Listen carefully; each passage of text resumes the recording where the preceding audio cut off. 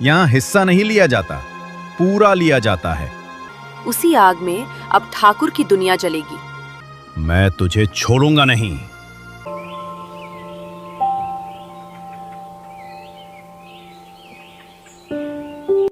एक बिसनपुर नाम का गांव था। सुबह की हल्की ठंडी हवा, खेतों में ओस की बूंदें चमक रही थीं। रघु अपनी फसल को देख रहा था। इतनी मेहनत, इतने दिन की तपस्या, अब तो भगवान भी मुझे मना नहीं करेंगे मेरा हक देने से। इस बार फसल अच्छी ही होगी। पीछे से उसकी पत्नी सीमा उसके लिए रोटी लेकर आती है। तुम हर रोज ऐसे ही फसल से बात करते हो, जैसे ये तुम्हारी बातें सुन रही हो।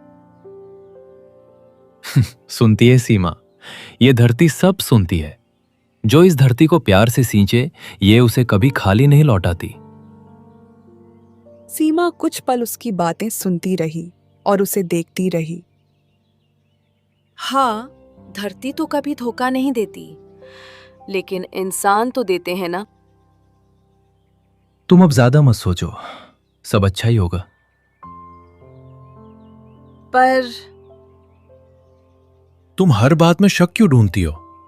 देखना, इस बार हम भी थोड़ा सुकून से जी पाएंगे।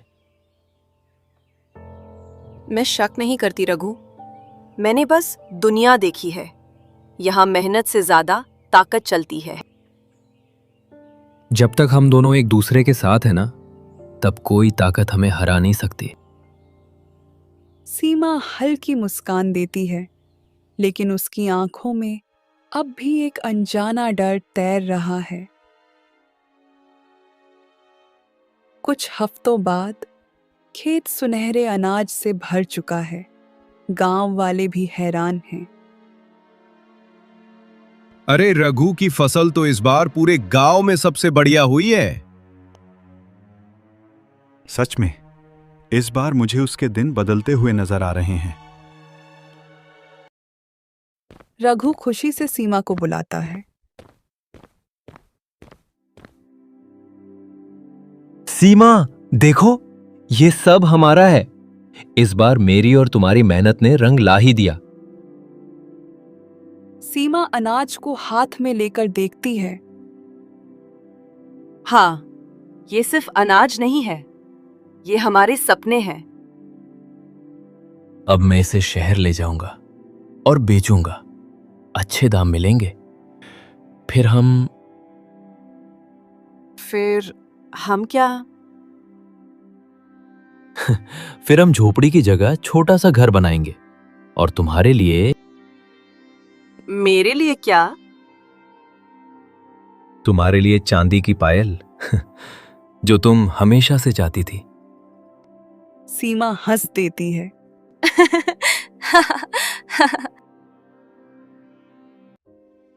लेकिन अचानक उसका चेहरा गंभीर हो जाता है। रघु, जब तुम शहर जाओ तो सीधा काम खत्म करके लौट आना। रास्ते में कहीं मत रुकना। लोगों की तुम्हारे ऊपर वैसे ही नजर है। तुम इतनी चिंता क्यों करती हो? क्योंकि खुशी के बाद अक्सर मुसीबत आती है।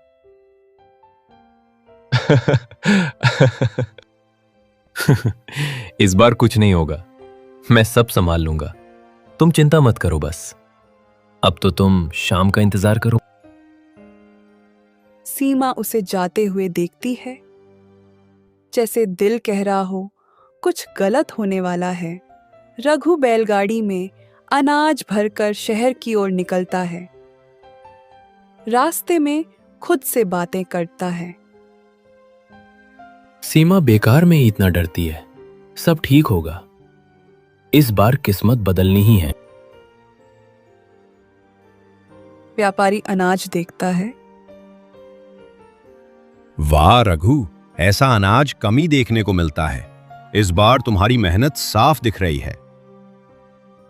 जी, इसके लिए मैंने दिन रात एक कर दिया था। ठीक है, मैं तुम्हें इसके लिए अच्छा दाम दूंगा। व्यापारी उसे पैसे देता है। रघु पैसे हाथ में लेकर कुछ पल चुप रहता है। लगता है इस बार आपने मुझे ज्यादा पैसे दे दिए हैं। इस बार तुम्हें तुम्हारी मेहनत का फल मिला है। तुम्हारी फसल काफी अच्छी है, इसलिए तुम्हें इतना अच्छा दाम दिया है। रघु पैसे संभाल कर रखता है। सीमा आज इतने सारे पैसे देखकर खुश हो जाएगी। अब सब कुछ बदल जाएगा। नया घर, नए कपड़े, नई पायल, सब कुछ नया होगा। शाम ढल रही थी। रास्ता सुनसान होने लगता है। रघु गुनगुनाते हुए जा रहा होता है।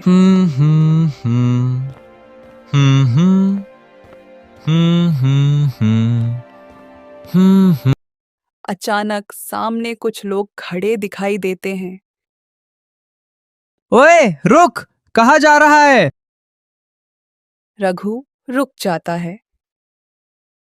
क्या हुआ भाई? तभी पीछे से आवाज आती है।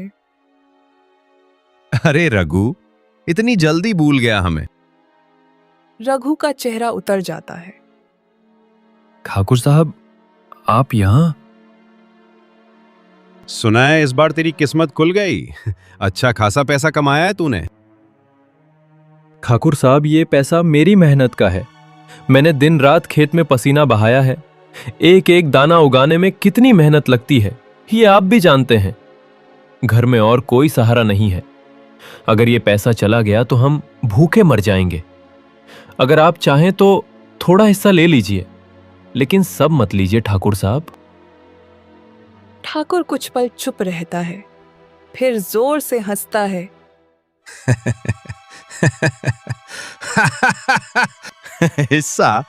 अरे बेवकूफ, यहां हिस्सा नहीं लिया जाता, पूरा लिया जाता है।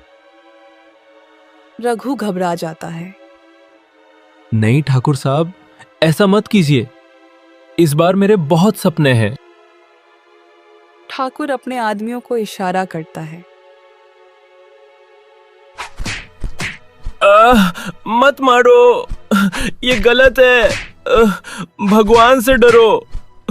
किसी गरीब की मेहनत छीनना पाप है।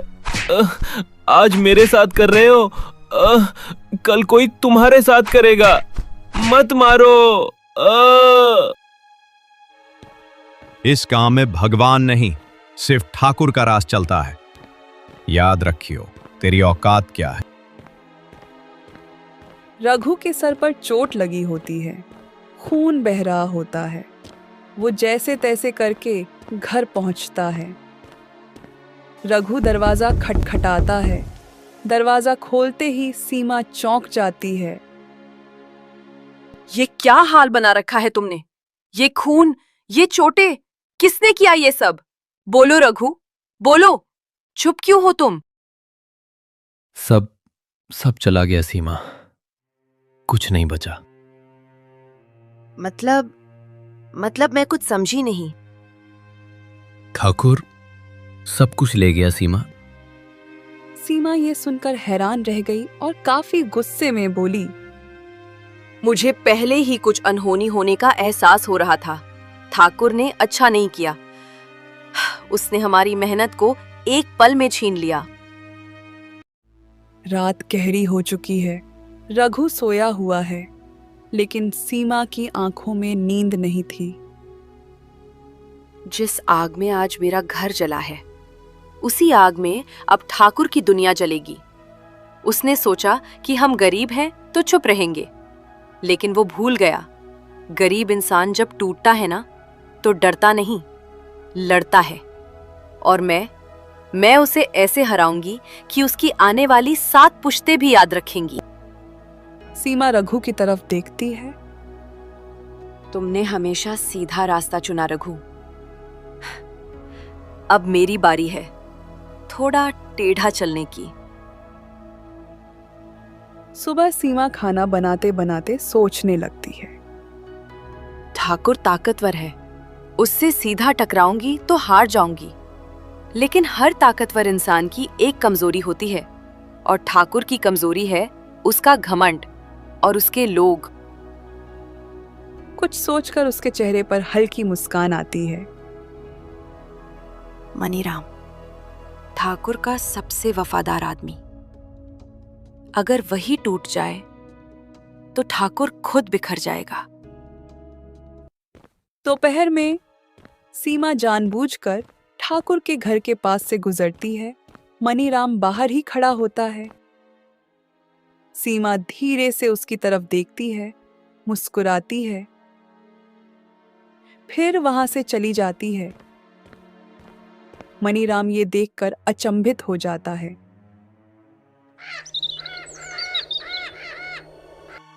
अगले दिन फिर से सीमा ठाकुर के घर पास खड़ी होकर मनीराम को देखकर मुस्कुराती है। ए सुनो, यहाँ आओ। सीमा उसके पास जाती है। तुम यहाँ क्या कर रही हो? यह ठाकुर का इलाका है। इलाका तो इंसानों का होता है, रास्ते तो सबके होते हैं, और मैं तो बस यूं ही गुजर रही थी। लेकिन हाँ, अगर तुम्हें बुरा लगा हो तो मैं वापस चली जाती हूँ। नहीं, मेरा वो मतलब नहीं था। बस सावधान रहने को कह रहा था। सीमा उसकी आंखों में देखती है। तुम बाकी लोगों की तरह नहीं लगते हो। सीमा ये कहकर चली जाती है। मनीराम मन ही मन खुश होने लगता है।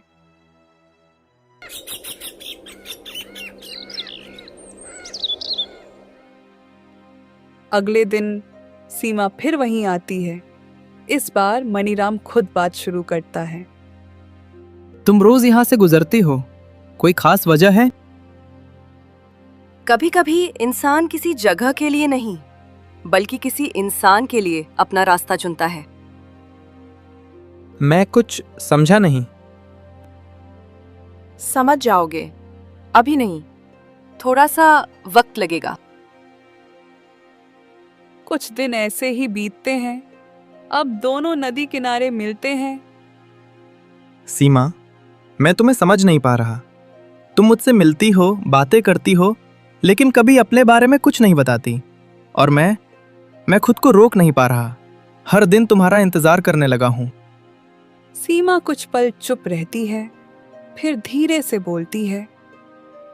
अगर मैं सब बता दूं, तो शायद तुम मुझसे मिलना बंद कर दोगे। ऐसा क्या है? मुझे सच सच बताओ। मेरे पति के साथ जो हुआ वो तो तुम जानते ही हो। ठाकुर, तुमने और तुम्हारे कुछ साथियों ने मिलकर उससे सब छीन लिया, उसकी मेहनत, उसकी इज्जत, और मैं हर दिन उसे टूटते हुए देख रही हूं। अब मैं उसके साथ रहकर करूंगी भी क्या? मुझे ऐसे व्यक्ति का साथ चाहिए जो मजबूत हो तुम्हारी तरह, किसी से डरे नहीं, गांव वाले भी उससे डरे। तो मतलब तुम अपने पति को छोड़ना चाहती हो? हाँ, अब उसके पास कुछ है ही नहीं, तो मैं उसके साथ रहकर करूंगी भी क्या? पर इतने दिन से मैं तुमसे ये कहने में डर रही थी, इसलिए मैं तुमसे दूर रहना चाहती थी। लेकिन क्या? लेकिन मेरे दिल ने नहीं माना। मुझे पता नहीं कैसे तुमसे प्यार हो गया है। मनीराम भी ये सुनकर खुश हो जाता है।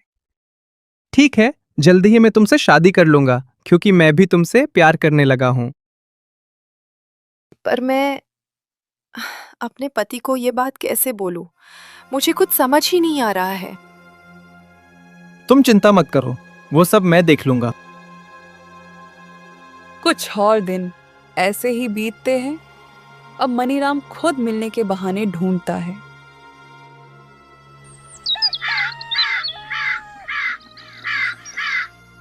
एक शाम मनीराम और सीमा मिलते हैं।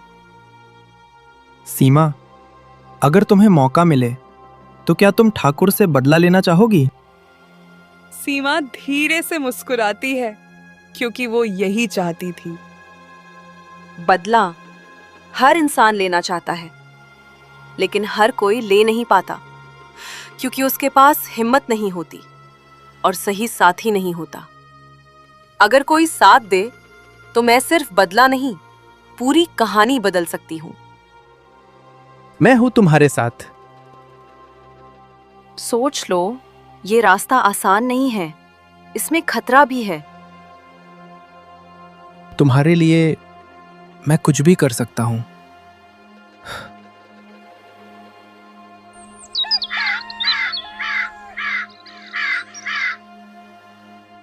एक शाम सीमा योजना बनाकर मनीराम से मिलती है।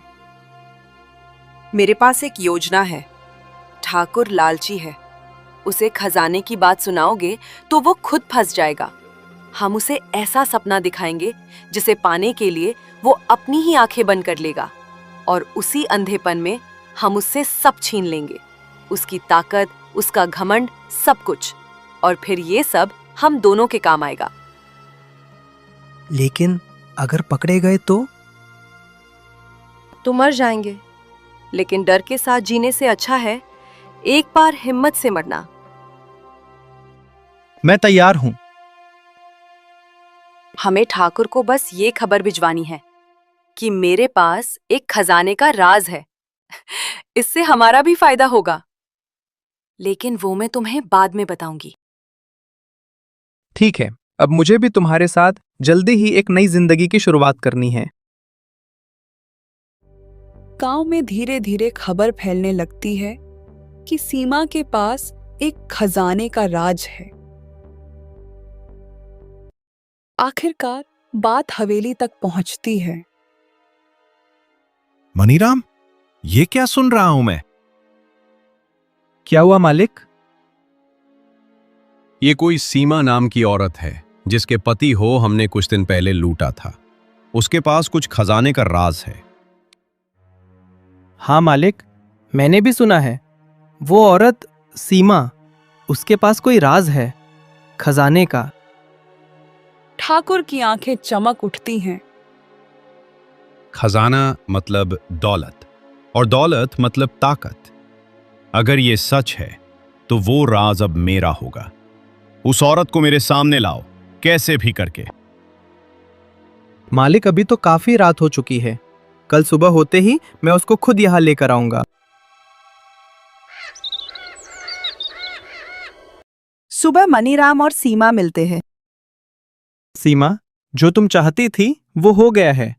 ठाकुर ने तुम्हें अपने घर बुलाया है खजाने का राज पूछने के लिए। चलो चलते हैं। सीमा और रघु ठाकुर के घर जाते हैं। गांव का एक आदमी रघु के पास आता है। रघु, एक बात कहूं, बुरा मत मानना। मैंने अपनी आंखों से देखा है, कई दिनों से तेरी बीवी सीमा वो मनीराम के साथ मिलती है। वही मनीराम जो सेठ के साथ रहता है।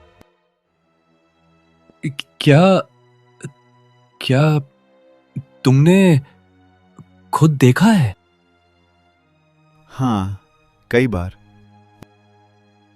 भाई, ये बात किसी को बताना मत। वो आदमी चला जाता है। नहीं, सीमा ऐसा नहीं कर सकती। लेकिन अगर ये सच हुआ तो मनीराम सीमा को लेकर सेठ के पास पहुंचता है। ये सब मैं क्या सुन रहा हूं सीमा? तुम्हारे पास कोई खजाने का राज है? नहीं ठाकुर साहब, ऐसा कुछ नहीं है। मुझसे झूठ मत बोलो, मुझे सब खबर मिल चुकी है। हाँ, लेकिन वो राज मैं किसी को नहीं बताऊंगी। बताएगी कैसे नहीं? अपने पति की हालत देखी है ना, उससे भी बुरी हालत तेरी होगी। लेकिन वो खजाना ऐसे नहीं मिलेगा। उसके लिए एक पूजा होगी, तभी वो खजाना मिलेगा। जो भी वो खजाना पाना चाहता है, उसको उस पूजा में 3 घंटे तक आंख बंद करके कुछ शब्दों का उच्चारण करते रहना पड़ेगा। मैं सब कुछ कर लूंगा, तू तो बस मुझे वो खजाना कैसे भी करके दिलवा। कल रात अमावस्या की रात है। कल रात को मैं तुम्हें वहां लेकर चलूंगी। ये कहकर सीमा घर की तरफ चल देती है। सीमा घर पहुंचती है। सीमा, मुझे सच जानना है। गांव वाले क्या कह रहे हैं? क्या ये सच है? क्या कह रहे हैं गांव वाले? तुम्हारा चक्कर मनीराम के साथ चल रहा है। तुम कुछ दिनों से मनीराम से चुपके चुपके मिलती हो। जो दिख रहा है वो पूरा सच नहीं है। तो पूरा सच क्या है? जिस दिन ठाकुर ने तुमसे सब छीना था, उसी दिन मैंने फैसला कर लिया था कि मैं उसे बर्बाद करूंगी, लेकिन ताकत से नहीं, चाल से। और उस चाल के लिए मुझे मनीराम को तोड़ना था, इसलिए मैंने उससे प्यार का नाटक किया। मतलब सब नाटक था? पर फिर भी गांव वाले क्या कहेंगे? जिसको जो कहना है कहने दो। सिर्फ बदले के लिए मैंने ये नाटक किया। अब जल्दी ही सब कुछ हमें वापस मिलने वाला है।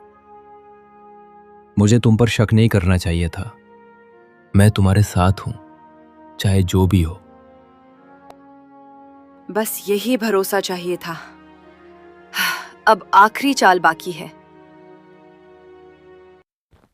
अगली रात होती है। सीमा ठाकुर को लेकर एक दूर बड़े मैदान में ले जाती है। अब आप यहाँ बैठ जाओ और मैं मंत्र बोलूंगी, उसको बोलते रहना। जब तक मैं रुकने को ना बोलूं, तब तो बोलते रहना और आंखें बिल्कुल भी मत खोलना। इससे मुझे खजाना तो मिल जाएगा ना? अगर आपके पास साहस है तो आज रात आपकी किस्मत बदल सकती है। ठीक है। आंखें बंद कर लीजिए और बोलिए, ओम धन देवता नमः। कृपा करो प्रभु, छुपा हुआ धन सामने लाओ। ओम धन देवता नमः। कृपा करो प्रभु, छुपा हुआ धन सामने लाओ। ओम धन देवता नमः। कृपा करो प्रभु, छुपा हुआ धन सामने लाओ। सीमा मनीराम को इशारा करती है। देवता नमः। कृपा करो प्रभु। मनीराम और सीमा जल्दी से ठाकुर के घर पहुंचते हैं। जल्दी से ठाकुर की तिजोरी की चाबी ढूंढो ताकि हम उसका धन निकल सके। फिर हम दोनों मिलकर अपनी जिंदगी बिताएंगे। मनीराम तिजोरी खोलकर सब निकालकर सीमा को दे देता है। सीमा सारा धन और लोगों की जमीन के कागज भी ले जाती है। सुबह के 5 बज जाते हैं। ठाकुर थक जाता है। मंत्र बोलते बोलते ठाकुर आंख खोलता है।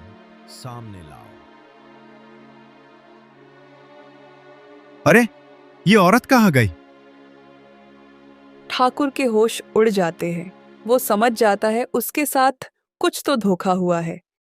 ठाकुर अपने घर पहुंचता है। ठाकुर तिजोरी खुली देखता है। सीमा, तूने मुझे धोखा दिया। मैं तुझे छोड़ूंगा नहीं। वो जैसे ही सीमा के घर पहुंचता है तो देखता है सीमा मनीराम से कुछ बात कर रही होती है। अच्छा, तो अब मुझे समझ आया। इस सीमा की चाल में तू भी शामिल था। ठाकुर, जितने पैसे तूने मेरे पति से लुटे थे, उतनी ही मैंने वापस ले लिए हैं। और जिसकी जमीन के कागज तूने धोखे से लिए थे, उनको वो वापस दे दिए हैं। अब मुझे सुकून मिला है। ये तूने गलत किया है सीमा। मैं इसका बदला जरूर लूंगा। ये कहकर ठाकुर चला गया। सीमा, अब हम भी एक साथ रह सकते हैं। एक साथ? जो कुछ भी हुआ वो सिर्फ एक चाल थी। तूने भी उसी ठाकुर का साथ दिया था मेरे पति के पैसे छीनने में, और इसलिए तू भी उतना ही दोषी है। मनीराम ये सुनकर एकदम चौंक जाता है। चला जा अब यहाँ से। तुमने औरत की बुद्धिमत्ता को कम समझा था। अब पता चला एक औरत अपने पति का हक दिलाने के लिए किसी भी हद तक जा सकती है। सीमा, तुमने तो दुनिया ही बदल दी। आज मुझे तुम पर गर्व है। दुनिया नहीं, बस इतना कि अब कोई गरीब डरकर नहीं जिएगा। जब इंसान के पास कुछ नहीं बचता, तब उसका दिमाग ही उसका सबसे बड़ा हथियार होता है। ऐसे ही मनोरंजक कहानियां देखने के लिए हमारे चैनल को सब्सक्राइब करें।